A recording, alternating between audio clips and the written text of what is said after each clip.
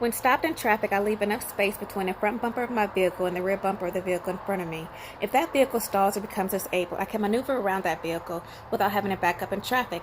The space I leave in front of my vehicle is proportional to the size of my vehicle. The longer my vehicle, the more space required. Have an escape route. Starting up at intersections, look left, right, then back to the left. Look left, right first. Looking for any motorists or pedestrians not obeying a traffic sign or signal. Look left the second time because that's the first lane of traffic I'm going to enter.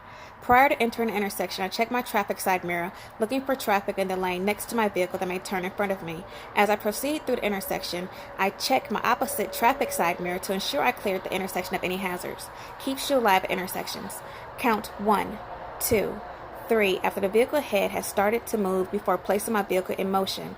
This will automatically establish a space cushion and allow me to bring my eyes up to the driving scene ahead. Keeps you away from billboards. 4 to 6 seconds following time for speeds 29 miles per hour and under. 6 to 8 seconds for speeds 30 miles per hour and over. To calculate following distance, when a vehicle ahead passes a stationary item, start counting 1 1001, 1 1002, 1 1003 until the front bumper of my vehicle reaches that item. This is my following distance in seconds and gives me time to act to any changes in the traffic scene ahead. Buys time. 8 to 12 seconds of lead time is the depth of which my eyes should be most of the time while driving. To establish eye lead time while driving, I pick a stationary item in front of my vehicle and start counting 1 1001, 1 1002, 1 1003 until the front of my vehicle reaches that item. That is my eye lead time in seconds. Remember that it is a maintained depth of vision. Centers car in traffic lane. Always scan steering wheels of parked cars to see if the vehicle is occupied. An occupied vehicle presents two hazards. The person may either exit the vehicle or pull away from the curb.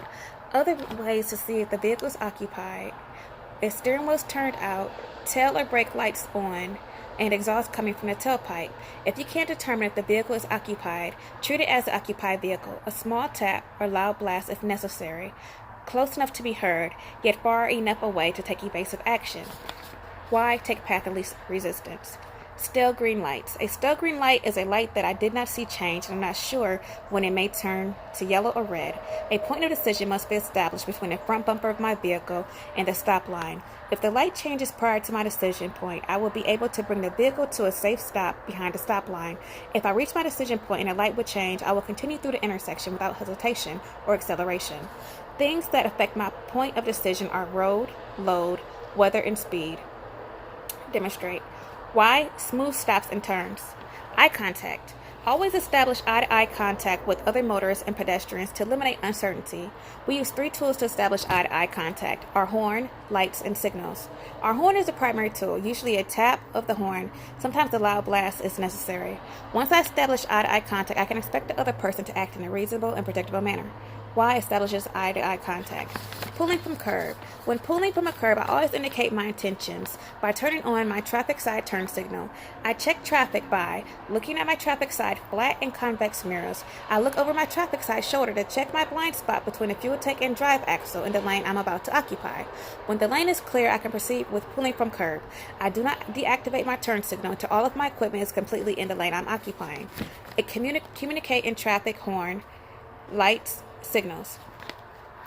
Use of mirrors and gauges. I check my mirror every 5 to 8 seconds, looking for lane position, traffic conditions, and mechanical problems. I substitute a mirror check when traffic allows, with one of my primary gauges: air, oil, or water, looking for normal readings. When I check a mirror or gauge, my next eye movement is back to the front. Never go mirror to mirror, mirror to gauge to mirror, or gauge to gauge. Why? It keeps eyes ahead of car. This is my 10-point commentary.